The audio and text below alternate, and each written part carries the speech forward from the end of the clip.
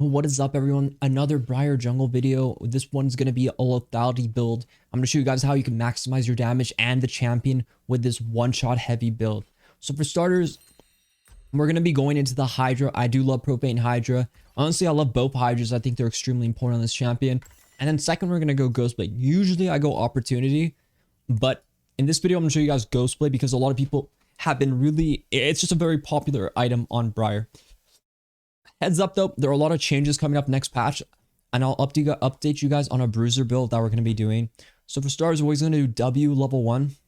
Solo Raptors is the go-to. Very simply, you always want to auto once to start the attack, and then auto one more time to get the W reset, and then boom. You see how they're all clumped up? It guarantees my W damage can hit. And here, if you don't have the attack speed boon, you can't really wait for that last auto, so you have to watch out for that. Here, always... You know, a safe bet is to just wait out like 100. We go E level 2. I don't do red because this just sets up for a better, you know, angle to farm backwards, which I prefer. Because I have no real plans to really go for like a level 3 gank here. So here E just to kind of get rid of the babies. And always use your W as attack reset. Your E is a really OP ability when you're farming too. But you always have to hit the E into the wall to maximize the damage. And also you always want to make sure you hold it down. Boom. Auto attack right as the animation happens. And like always, I'll show you guys how we maximize our damage on this champion by utilizing all her auto attack kits and animation cancels in her ability. So here, let's start really quickly. Always want to start Q, auto attack reset into E, into right click, auto attack reset into W, which in return is an auto attack reset. And here you can wait for the last W and boom. Your W, you always, the activation part, you always want it to be, the target to be low because your W does percent missing health damage, right? So that's important. Here, we E it kind of like into the brush and then we auto attack in W. Just to be safer, I like it in the brush so me and this blue buff can have some alone time, if you understand what I mean. No one else can see what we're doing in there. But here, Q auto attack, very important. And a lot of times when you're ulting on people, it's always auto attack, Q, and auto attack. And that's a big thing. Here, E into auto, right click. And we see Diana is already there, so we always want to make sure we can help here. And it's good to help because we're level 4, right?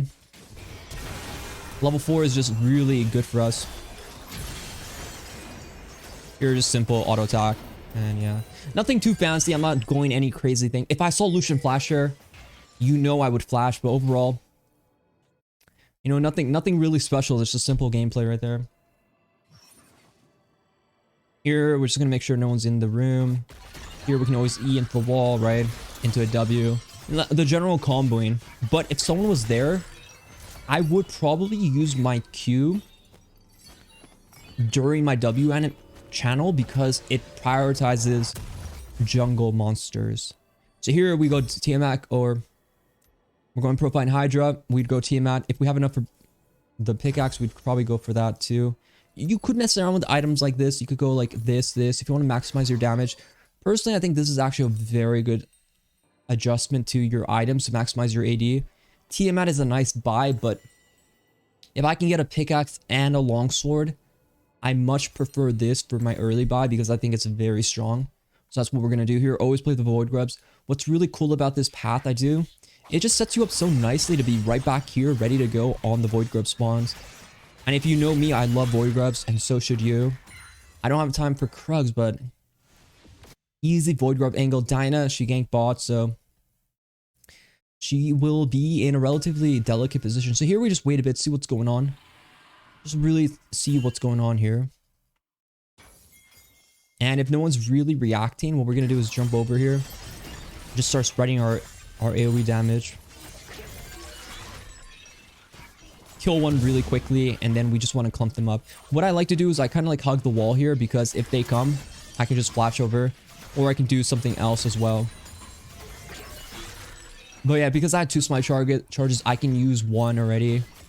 At the very beginning, I already have my second one up, right? But since I don't see Diana, I don't really see anyone trying to contest us here. We're just going to save it. But people have a misconception. They think if you kill one void grub, they think it will say that the Void Grubs are saying. It doesn't. It only says that when you kill all of them. There, I literally got every auto off beautifully, by the way. And we just sync that so well. Here, this guy wants to push, so we're just gonna push with him.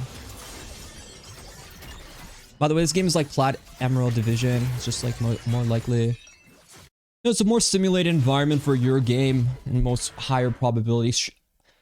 I personally think it's more educational than, you know, if I play in a much higher elo. But this is like relatively the benchmark that I think is more consistent to the average player base. And honestly, Emerald Division is really what the average game in general will look like. An Emerald game is what I think. Here the Dyna was in my bot side. I could base, but I don't really want to base. I actually think it's much better to just see what jungle camps are up. She stole something for sure. Maybe a Grump. But like sometimes you just let the enemy team int and just play towards your condition. We got 3 Void Grubs. Grubhub. Extremely happy about that. R is up. Check Grump. She stole Grump, so we know that because of her CS. Crab, she could steal it. I'm just gonna hit all this, reveal the location. See, I'm 6. I think I'm in a very strong position. So I'm just gonna make sure. I'm just gonna go. Let her ride, you know. E the damage and flash to reset tower aggro. Diana could be here, so we're gonna pot up quickly and try to reset aggro. I think I kill Akshan here if he shows. Chain CC into a W cancel. Very nicely done. I do have to be wary of Diana now because I have no abilities up, but looks okay. I have my E up. Remember, your E damage reduction, extremely important when it comes to burst. Whenever you feel the damage coming, you just want to preemptively have the E ready. In that situation, once my W damage was done, once I've used like the tools in my kit, your E is like the finisher. I waited for that one tower shot to hit me, and then I just E and flashed out. You have to remember, the second the E like pushes, your damage reduction is gone, right? So damage reduction is only there for the channel. It's not actually there for anything past the channel. Once the channel is over, there's no damage reduction. I see a lot of people make that mistake when they're trying to do towers. When they're trying to E towers, is they think that E is lasting long, but it doesn't last long. You have to get out fast.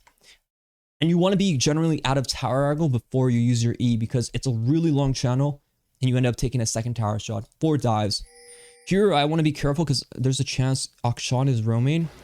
So I just W and I don't Q yet. And what this does is, if Akshan is like here or here, it would actually let me focus. It would actually focus him, so I would be alerted. But if I Q the red buff, it wouldn't actually tell me that Akshan's there, right? So I could technically be surprised. Your W only gets vision if it's not target focused. So Q target focus on jungle camps. Okay, now I'm only gonna be focusing on that. So here I think we can kill. Personally, I think you should just W him. But he's a bit scared. Most likely ward right there, judging by the player's behavior. Don't really care about killing him. Right? We have the Void Grubs in our mind. Remember, we always stack them up beautifully stacked up. Here, we're gonna try to get him close as possible. Smite that. You know, I'm not really afraid. Even I don't panic there. I don't do anything crazy. I don't R. I just respect that he's there, and you know, I tolerate it because my priority is not to like, I don't want to waste too much time and get off a Void Grub. I just want to get at least the Grub dead and move on, right? Here I'm really strong, so it's like I could R right now, but it's like a 50-50. I want to see what their movements are after. So I just want to see how they move after this dive. Right after this. So here I think Dino's here, so we're gonna end it that way. Ooh, missed. Sad. So Janna did use Tornado, so what we can do here is, yes, aggro onto her, smite. Actually, maybe kill the Lucian here. Okay, we got one. The Lucian showing up kind of ruined the party, but we ended up killing both. We have a Kali flank, very good. Team is in a really good position. Here's the Void Grubs in action. 6 Void Grubs. Look, look, look. Look, look, look at him. Hold on. Wait for it. Void Grub Nation right there. Look at those. Look at those. That's my baby. My creation. I created that. So here was like the Ghostblade build. This component's so nice. Honestly, I think the biggest thing I'm happy about is... Oops. Is just this component. And, you know, it builds into these two that are really good. I generally go into this. But I think Ghostblade has potential too. I don't like rushing Ghostblade because I find... You know, I don't think she needs a Ghostblade. Like, you do... The Hydra just feels really good. It does bonus damage if they're below half. Speeds up everything you do. And people will say, oh, your W already does AoE. Why shouldn't it do more, right? Just because it does one thing doesn't mean it shouldn't do more. It's like sometimes you want to play towards your strengths and what you can amplify. Here I'm going to go on this guy, below half. Hydra. Here I'm going to try to E him to the wall if he doesn't move. I'm going to hit the Raptor. And we're going to look for a flank here. WW will one-shot, so you can always go on the edge here. Auto, Hydra, E. Perfect. You see, you can always jump these walls. If there's a target over them, what happens is your W always jumps further if there's an enemy around. Otherwise, your W has shorter range, right? So, for me to explain it again. If there's a Krug here, my W range is extended because it has a target to focus. What the hell?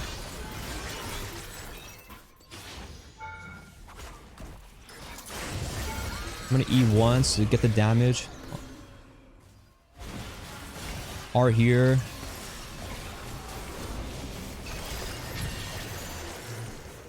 Make sure I'm not tanking tower before I decide on how I want to react. Here he E's me, but I can have my E, right? So I can just damage reduction, incoming damage. Alright, if you guys below half, Hydra into the one shot. Very simple. You can use Hydra at the beginning, but if you're really trying to burst people, get them below half and then use it. It's an extra 100 damage. It doesn't sound like much, but guys, maximizing the champion's potential is just important. You're always gonna get them below half with this build. And if they're not like a tank, like if they're a bruiser, I'll probably use that at the beginning. So I'm probably not gonna get them below half before I want to, like, you know, do my W % damage, right? But if you can wait a bit, then yes, use them. Also, when I hit R's on someone squishy, I try not to W unless I'm trying to one-shot them. But if they're already low, then I generally... How do I say? I try to save my W, if anything. I use auto attack Q as like the comboing of me. So here we have Ghostblade. I actually want to go on the Lucian here. So what we're going to do is Ghostblade early. W focuses. Flash the Tornado. Team at Hydra. Insta-kill. Here we see the direction she's going. So we're going to R. Very simple direction here. Auto attack Q. Auto W. That's like the comboing you're going for. Here she could try to go on me, but I doubt it. Blue Pokemon as well. Here we're going to W and E because we don't want to get chased into tower. Just use your E. Resets your W. There's no reason to go into tower there. I'm in control. Here, might as well farm this, right? We have so much farm. Maximize farm. Like, as a jungler, like, I don't know how to emphasize. You're like, you have to picture yourself like a locust. If you know what a locust is, if you don't Google, what does a locust do? They just inhale farm, food, grain, gold. They just siphon it and move on. There's no waiting around. A locust's life is so short, but the amount they devour in their lifetime is more than a human could do. It's just insane. And what they do is just they just spread like locusts. You devour everything in sight, which is near. If you go too long without devouring something, a locust will die. They consistently need to devour. And that's just how you need to be playing jungle. There must always be some food to devour. Like this dragon, I devoured it. There's no food around me. I need a base fast. Spend my money. And then move on to the next thing to devour. Here's something I've been going with, like my bruiser build. Eclipse, not so bad. Or not bruiser build, like lethality build. This is like the go-to. If you want to go full lethality, and you want to just really maximize as much damage as possible. There are some good lethality items. Personally, I think you eventually want to get like the Whisperer, right? If you really want to, but I think Eclipse is like a pseudo, like it's like an okay pseudo item. Like we can go here. It gives you some tankiness as a bruiser. And then we go like a grudge, something like that. But yeah, I hope you guys liked that video. Be sure to like, subscribe if you haven't already. I'm gonna be updating you guys with the new builds on Bruiser, and I'll let you guys know in the video in the future. Good luck in your games. Be sure to like, subscribe if you haven't already, and I'll see you guys in the next one. Good luck.